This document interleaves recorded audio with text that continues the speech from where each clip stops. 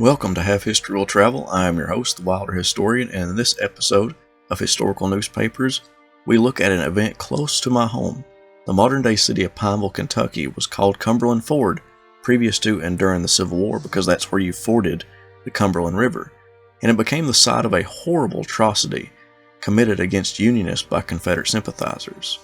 Crab Orchard, Lincoln County, Kentucky, October 31st, 1862.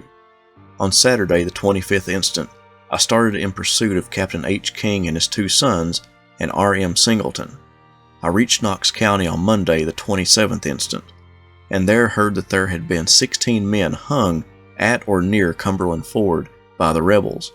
On the next day, I started in search of the place, accompanied by W. M. Polk, Judge of Knox County Court, John G. Amos, William York, Hugh H. York, Esquire, Milton York, Coroner, the 3rd Regiment of Kentucky Volunteers, Company H, and a host of others.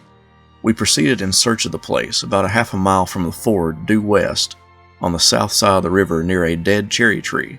About halfway from the river to the woods, we found a pit, removed the slight covering of dirt, and there was presented the most horrible sight that ever human eyes beheld in a Christian land.